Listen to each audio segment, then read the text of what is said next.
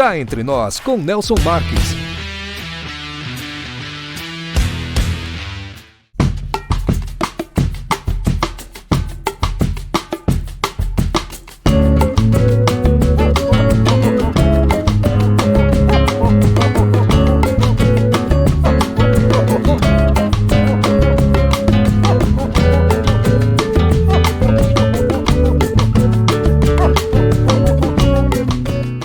Você já conhece a indústria Marques da Costa? Fundada em 1964, a indústria Marques da Costa tem sido referência em excelência e inovação no setor açucareiro, revolucionando o processo de limpeza da tubulação dos evaporadores das usinas de açúcar e álcool. Nossa trajetória de sucesso e crescimento nos levou a expandir nosso portfólio para além do setor sucroalcooleiro, oferecendo agora soluções avançadas para caldeiras, pneus e polimentos. Aqui você e sua empresa são nosso maior compromisso. Para mais informações, entre em contato conosco.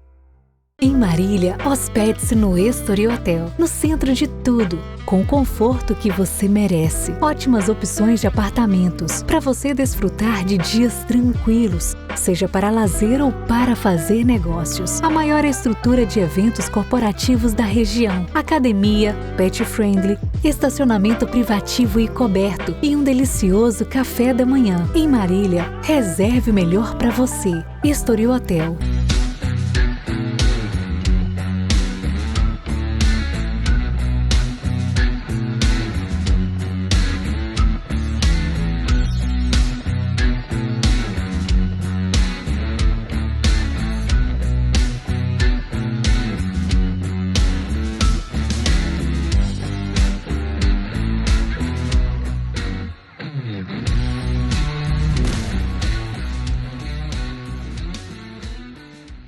Olá pessoal, o Cá Entre Nós está no ar.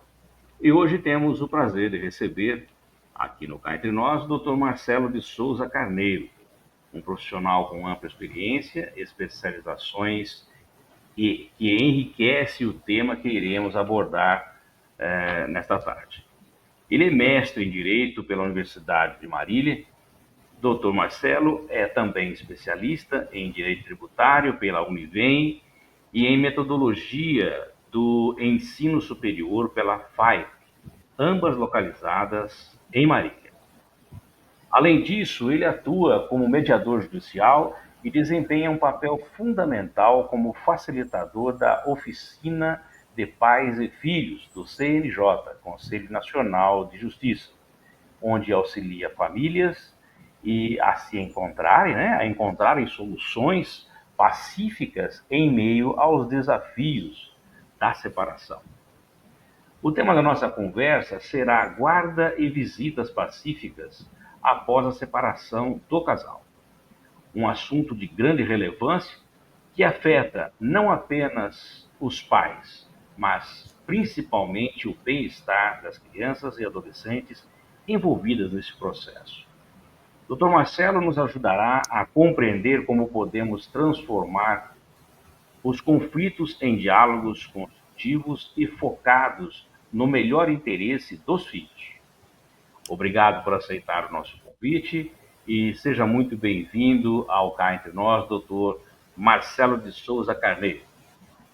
Olá, Nelsinho, olá, telespectadores do canal Cá Entre Nós. É um grande prazer estar aqui falando sobre esse assunto, que desde já ressalto é muito importante para que a gente tenha uma sociedade melhor, uma sociedade mais pacífica, mais amorosa, em que as relações de parentalidade sejam de melhor qualidade em prol da pacificação social. Agradeço desde já essa oportunidade de estar aqui participando da entrevista. Muito obrigado.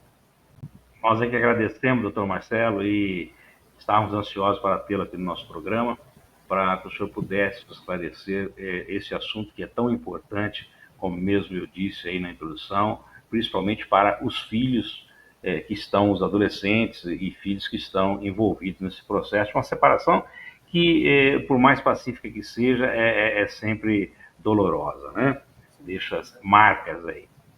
Mas, doutor Marcelo, vamos começar aqui o nosso bate-papo. Eu que gostaria de lhe perguntar, inicialmente, quais são os principais tipos de guarda previstos na legislação brasileira e como eles podem impactar a convivência entre pais e filhos após a separação. Ah, sim. Ó, na legislação brasileira, se nós pegarmos o Código Civil, o artigo 1583, a gente pode encontrar dois tipos de guarda. E depois a gente tem uma terceira que é fruto da prática dos tribunais, das decisões judiciais, e ela acaba vindo por conta de direito estrangeiro e práticas aí judiciais dos tribunais, né? Então a gente tem, primeiramente, no artigo 1583, a guarda unilateral.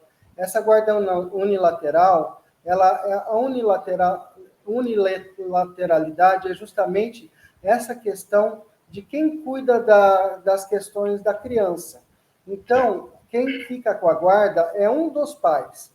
E quem administra aquelas questões relativas à escola, tratamento médico, né, educação complementar, e todas essas questões cotidianas do cuidado da criança, é um dos genitores, né? E o outro se ocupa da visita e de exercer esse direito de convivência, né? E também temos a guarda compartilhada. Mas antes de falar da guarda compartilhada especificamente, eu falei que existe um outro tipo de guarda, que é a guarda alternada. E essa guarda alternada seria um tipo de guarda em que a criança fica 15 dias ou períodos com o pai e outro período residindo com outro pai. Não há previsão legal no direito brasileiro. Ela é fruto desse costume, dessa prática judicial. E já ressaltando que esse tipo de guarda não é nada benéfica para a criança, porque justamente desorganiza essa questão do convívio, principalmente porque a criança perde uma situação muito importante, que é o referencial de lar. A criança precisa ter o quarto dela, o espaço dela, o ambiente dela. E isso é perdido dentro da guarda alternada. E essa guarda alternada, inclusive, ela é confundida muitas vezes com a guarda compartilhada, né? Que é a guarda que a legislação estabelece com as novas reformas que houveram depois, né? Que é uma guarda que deve ser obrigatória, ou, se houver alguma divergência entre os pais, aplicar como regra.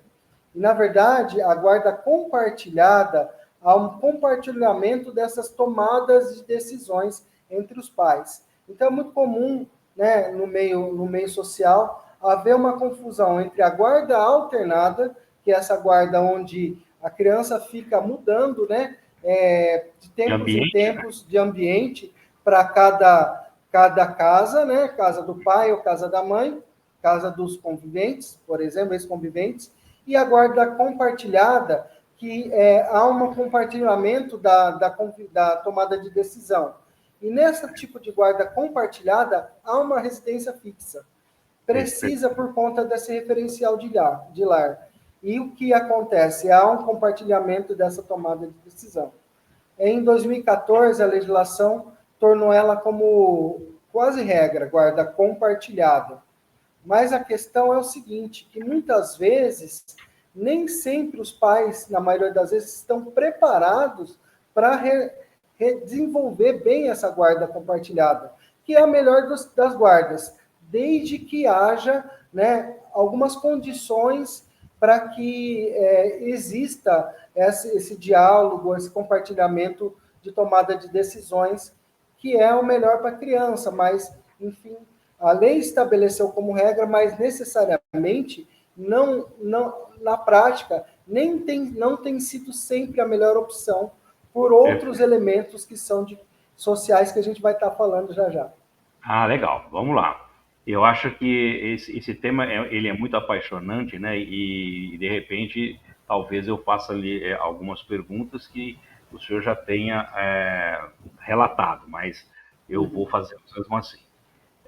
Doutor, o que define uma guarda compartilhada bem-sucedida? E quais são os principais desafios enfrentados pelas famílias neste modelo? O que define a guarda compartilhada bem-sucedida é a capacidade dos pais conversarem, dialogarem, para que eles possam deliberar em conjunto sobre qual a melhor escola, qual o melhor tratamento médico, qual a melhor preparação no sentido de atividades complementares ou atividades lúdicas, né? Até mesmo conversar sobre convívios das crianças, né, com as demais crianças, o tempo, importante, o tempo na rede social, o que está acessando. Você sabe que hoje, né, até quando eu estudei um pouco a questão da metodologia do ensino superior, eu estudei a geração Z, né, geração Y, e as questões das redes sociais, dos problemas da aprendizagem dentro dessa situação. E hoje as redes sociais, ela traz um processo de educação. Então a gente chama de mediação educacional. Não uma mediação de conflitos, mas uma mediação educacional. Antes era só o educador, o professor e os pais. Hoje a rede social educa. Então, isso é muito importante, conversar, né, que os pais conversem, como está sendo a experiência da criança no meio digital também. Né? Então, é por isso que é importante que os pais tenham um diálogo, tenham um bom relacionamento. Mas, estatisticamente, no Brasil, 2/3 dos casais que se divorciam não administram bem as relações de parentalidade. Né? E por isso, a guarda compartilhada, que seria o melhor dos mundos para o desenvolvimento do convívio, né, dos pais com as crianças, numa situação de separação, ela não fica bem implementada, efetivada, por conta dessa questão. Então, por exemplo, eu tenho uma decisão judicial lá, estabeleceu guarda compartilhada, visita livre, ou seja, não precisa ter uma data definida, um horário definido, o pai, o convívio, quem vai visitar, tem guarda livre, ou seja, ele pode a qualquer momento, desde que avise, né, o outro pai. Isso na prática não funciona por outras questões sociais e não por uma questão jurídica. Né? E isso acontece justamente porque os pais, às vezes, não administram bem a questão do divórcio, da separação.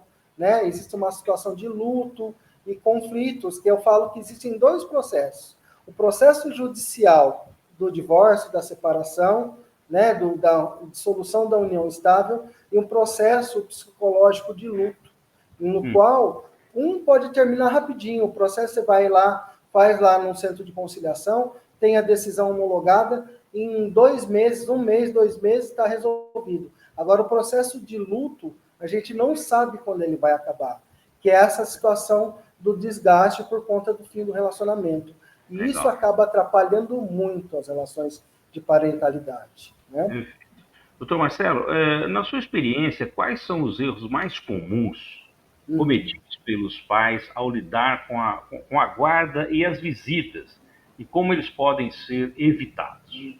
Sim, então, por conta dessa situação de não administrar bem as relações de parentalidade, por conta de ter essa questão do luto, né, e isso se arrastar por muito tempo, os conflitos que acontecem ou que aconteceram por conta do fim do relacionamento, os pais arrastam para dentro da questão do convívio com os filhos. Então, os pais arrastam os filhos por meio dos conflitos que existem entre eles. E isso acontece de diversas maneiras, né?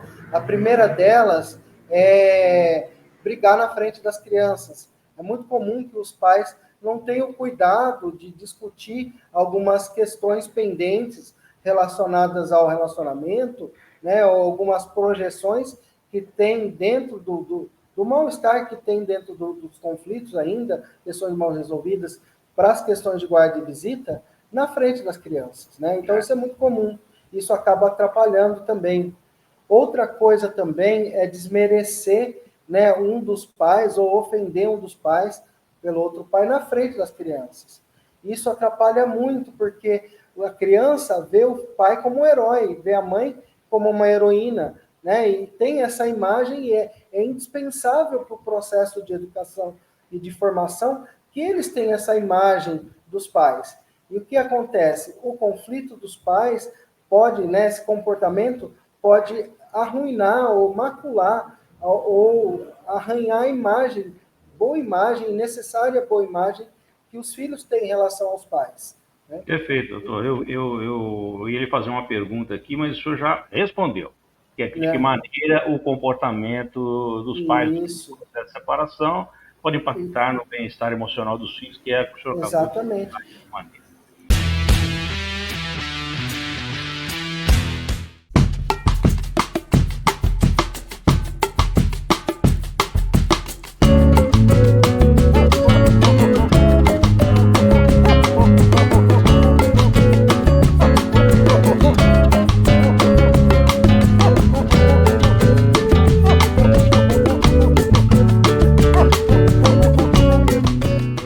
Você já conhece a indústria Marques da Costa?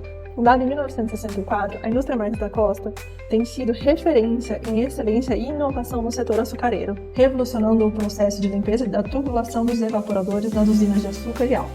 Nossa trajetória de sucesso e crescimento nos levou a expandir nosso portfólio para além do setor sucroalcooleiro, oferecendo agora soluções avançadas para caldeiras, pneus e polimentos. Aqui você e sua empresa são nosso maior compromisso. Para mais informações, entre em contato conosco. Em Marília, hospede-se no Estoril Hotel, no centro de tudo, com o conforto que você merece. Ótimas opções de apartamentos, para você desfrutar de dias tranquilos, seja para lazer ou para fazer negócios. A maior estrutura de eventos corporativos da região, academia, pet friendly, estacionamento privativo e coberto e um delicioso café da manhã. Em Marília, reserve o melhor para você. Estoril Hotel.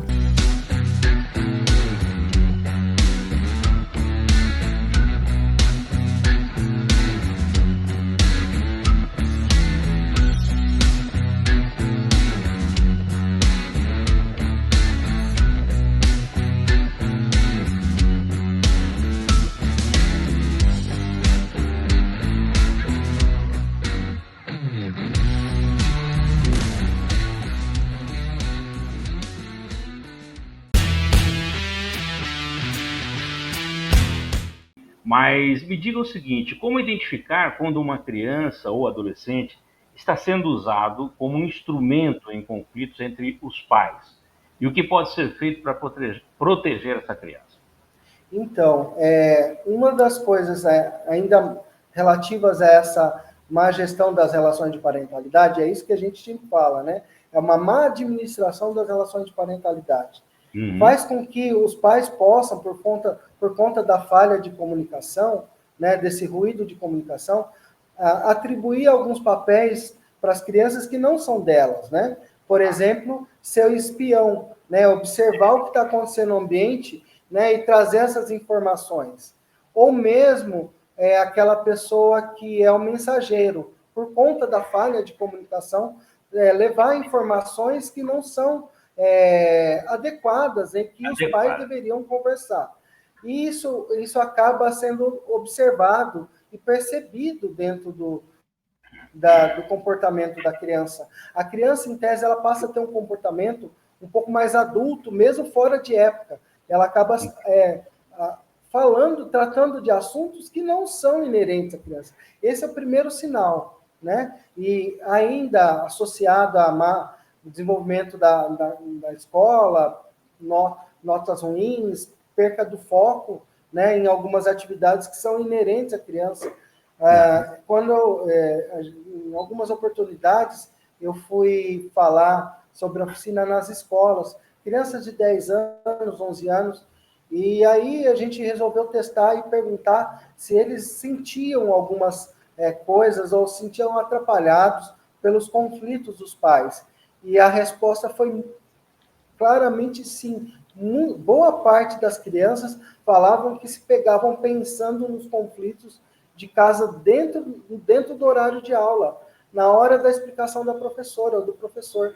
Olha só. Então, isso é um indício realmente de que essa situação de conflito dos pais atrapalha realmente a formação da criança. Porque quando que ela tinha que estar ali focada na aprendizagem, ela está pensando lá no conflito com os pais, né? Então é complicado isso, né? Então, diante disso que o senhor falou aí sobre essa comunicação entre os pais, influenciam diretamente na dinâmica de várias visitas, quais estratégias o senhor recomenda para melhorar esse diálogo? Isso.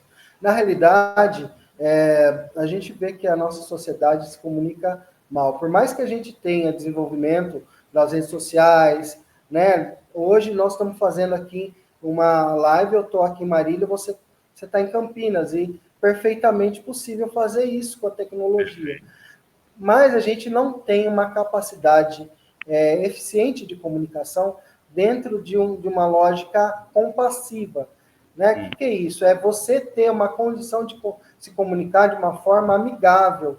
E a maioria da sociedade, por diversos fatores, principalmente porque no passado e hoje nós vivemos em guerra, né? E muitos conflitos do passado passaram de geração por geração, e hoje a gente tem uma comunicação violentíssima, né? Isso desde o indivíduo, desde os seus primeiros anos de idade, né, jovem, já tem uma comunicação muito violenta. E é por isso que é importante aplicar uma teoria que é um autor que é até judeu, psicólogo, faleceu há 2, 3 anos atrás, chama Marshall Rosenberg, que é a teoria da comunicação não violenta, ou teoria da comunicação compassiva, que é um tipo de estratégia para a gente desenvolver uma comunicação mais amigável, né, e fazer com que essa comunicação não seja tão conflitiva. E ela acaba ajudando muito na gestão das relações de parentalidade. E ela possui alguns princípios, né? Primeiro princípio é você observar ao invés de julgar. É muito comum a gente pressupor algumas situações a observar algum fato, né? Isso porque a gente tem um cérebro, a mente humana, ela é muito classificatória, nós somos muito racionais por formação. E é muito comum que a gente crie quadros, né, idealize situações e rotulemos algumas situações. Então, fulano é assim, um é legal, outro é chato, um é gordo, outro é magro. Até as conotações positivas são ruins, porque se o cara é bonzinho, quando ele fica bravo, ruim, já salta os olhos, né? Então, julgar, né, é um problema muito sério, porque isso gera uma reação violenta na outra pessoa, né? Você é isso, se você falar você é isso, a outra pessoa já vai falar eu não sou, né? Então, é muito ruim, né? Então, a gente ter esse hábito de observar ao invés de julgar. Outra coisa, né, assumirmos a condição de humanos, né? Assumimos a condição de humanos no seguinte sentido, de que a gente deve assumir as nossas próprias falhas, e assumir que a gente tem sentimentos, que nós erramos, e que, de alguma maneira, nós nos excedemos em alguma situação, né? Então, muitas vezes fala, olha, eu errei, né? Eu estava estressado, né? Meu trabalho, né? Teve um cara lá que me encheu o saco, né? Ou teve uma situação que me deixou tenso, né? Então, reconhecer, assumir a nossa condição de humano, de fragilidade, né? Esse é um outro ponto também, né? Até pedir desculpas, né? Então, outro ponto também é você entender que toda situação de estresse é uma situação de fragilidade do outro, né? Se você for ver no mundo animal, né, o animal ele só vai reagir ou vai te atacar se ele estiver acuado. E a gente torna as nossas relações muito objetivas, né? E aí esquece que no fundo também a gente tem nossas animosidades. Então também observar, né, que quando alguém se estressa ou que ele tem alguma situação de reação violenta, é que ele está incomodado com alguma situação, aflito com alguma situação, e aí é a hora que a gente tem que acolher. E, por fim, o quarto princípio da comunicação não violenta é fazer um pedido exato, né? Que é muito diferente do que eu não quero que você faça isso. Eu preciso dizer, por exemplo, no que eu não quero que você faça isso, há uma enormidade de situações. Eu preciso ser específico. Eu preciso que você faça isso. Eu gostaria Claro, que você fizesse claro e especificamente isso. Objetivo. Então, a gente vê nas relações educacionais que, às vezes, a mãe, você não pode fazer isso, mas o que você quer que eu faça? Né? Então, nas relações corporativas também tem muito isso. Então, essa clareza no pedido é muito importante. Né? E esses 4 elementos, eles são indispensáveis para a gente mudar a chave da comunicação. Né? Não julgar, né?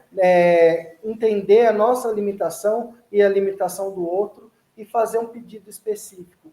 Alinhando esse tipo de comunicação, a gente pode ter muitos progressos nessa gestão da relação de parentalidade, porque dá para conviver com a situação do luto junto, né? Doutor Marcelo, o nosso bate-papo aqui está super gostoso, bacana, mas nós temos um tempinho que a gente tem que cumprir. Mas eu vou lhe fazer mais 3 perguntinhas aqui que eu não posso deixar de fazer. Eu gostaria, então, de começar pelo seguinte: como que a legislação brasileira protege os direitos da criança em situações onde há conflito severo entre os pais? Sim, até falando um pouco, a Oficina de Pais e Filhos, ela visa evitar situações graves da gestão da relação de parentalidade. Quais são as situações graves? São situações que são classificadas na lei, né, uma lei específica, como alienação parental, que são todas as condutas do pai em relação ao outro, ou de responsáveis de crianças, né, que vão cuidar das crianças, que desmerecem a imagem de um dos pais ou de responsável, ou dificulta o convívio, né, ou desse pai, desse responsável com a criança, ou que arranha a imagem dessa criança para esses responsáveis, para os genitores ou por responsáveis. Então, essas 3 condutas, numa situação mais grave, pode representar situação de alienação parental. E a gente indica a elaboração de um boletim de ocorrência na última hipótese, porque ela vai a intensificar ainda mais o conflito. Como a gente está falando de comunicação não violenta, comunicação compassiva, a gravatura de um boletim de ocorrência é em último caso, quando tem riscos sérios e possíveis e claros de ofensa à integridade física da criança. Nas outras situações...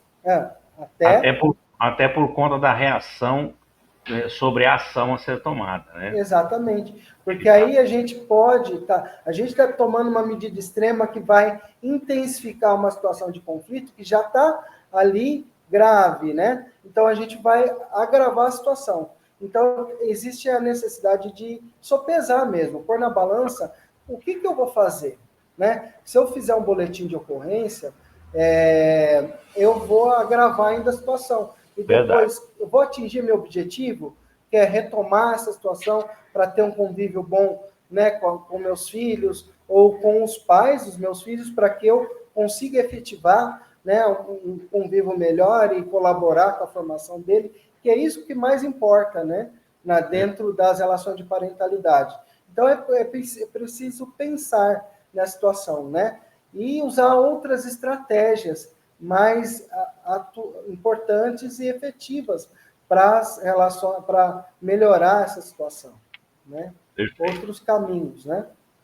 Doutor Marcelo, cá entre nós, que mensagem o senhor deixaria para as famílias que estão passando por esse processo, buscando o equilíbrio e a paz na convivência após o término do relacionamento? Cá entre nós, Nelson, eu vou usar aqui um jargão, né, que é força, foco e fé. E vou começar com foco, porque por mais que as pessoas, né, os pais, estejam alinhados em relação às práticas de boa gestão da relação de parentalidade, por mais que se comunicam de forma compassiva, é muito, muito fácil eles escorregarem, praticarem algumas comunicações violentas, né? Por conta da nossa própria natureza, do nosso estilo de comunicação. Isso é muito comum, isso pode acontecer. Então, por isso que é preciso estar atento aos princípios, né? E para que não a gente esteja alinhado em gerir essas relações de parentalidade, né? E força, porque isso não é fácil.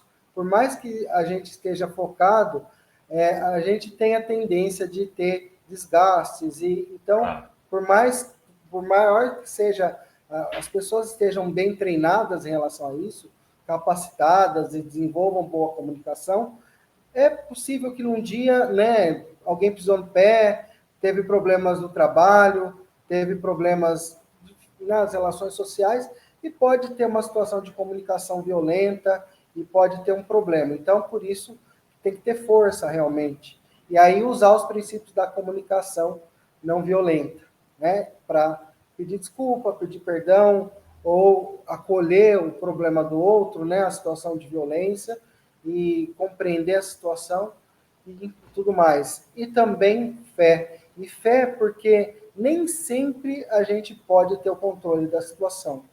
A gente tem relatos e convívios nas oficinas de pais e filhos, né? A gente deixa a última parte da oficina justamente para os depoimentos, e a gente vê o quanto de pais, né, que não tem convívio com os filhos, há mais de anos, né? 2, 3, 4 anos, 5 anos. E nessa situação é necessário fé mesmo. E fé e manter as boas práticas, porque a mudança do outro só é possível a partir das nossas mudanças. Nós não conseguimos controlar o comportamento do outro. E por isso a gente tem que ter fé, tem que ter esperança, né? De que em algum momento as coisas vão mudar. E é manter as boas práticas, os bons comportamentos e o foco nessa situação, né? Na boa gestão das relações de parentalidade. Perfeito, doutor Marcelo. Olha, eu queria agradecer muito a sua participação aqui no nosso programa e tirando todas essas dúvidas, esclarecendo sobre esse tema tão apaixonante que é o que nós estamos tratando hoje. Eu vou agora colocar o seu contato aqui e pedir para que o senhor deixe uma mensagem para os nossos telespectadores que estão nos assistindo. A mensagem que eu gostaria de deixar é de que vocês realmente estejam atentos, né, ao papel que vocês têm na formação da sociedade. Nós, adultos, né, todo mundo tem um compromisso, né, com a cidade, um compromisso com o nosso trabalho e um compromisso com a formação daqueles que de nós depende. Então, e isso tem que estar acima de tudo, né? Eu tenho uma mediadora que é uma grande amiga minha, advogada, mediadora de mais de 20 anos aqui na comarca de Marília, que fala o seguinte: se tem que estar bom para a gente, tem que estar muito melhor para as crianças, para os nossos filhos. Então, é sempre isso. Todas as nossas condutas ou tomadas de decisão em relação à gestão da parentalidade, guarda e visita, tem que estar atrelada ao bem-estar e à formação e o desenvolvimento biopsicossocial da criança, biológico, psicológico e social da criança. Então, acima de tudo, saber que guarda e visita tem que estar alinhado com o bem-estar da criança, do adolescente. Perfeito, doutor. Essa é a minha mensagem.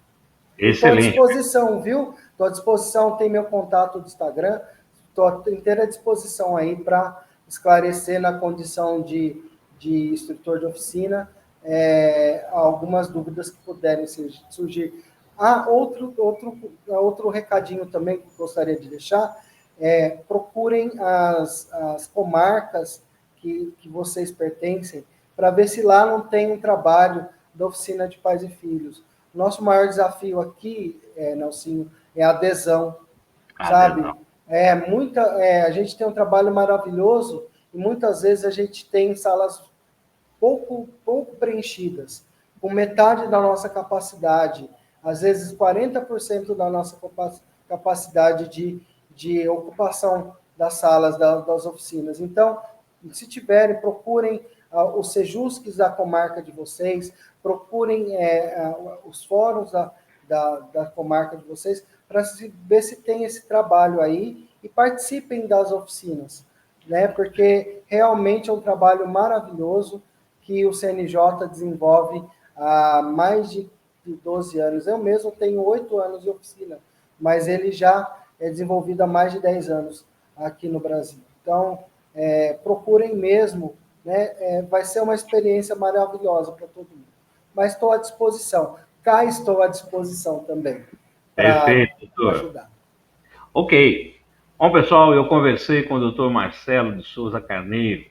Na semana que vem nós teremos um novo entrevistado e, é claro, sempre escolhido por você que nos segue nas redes sociais, que envia seus e-mails sugerindo as entrevistas serem feitas aqui no nosso programa.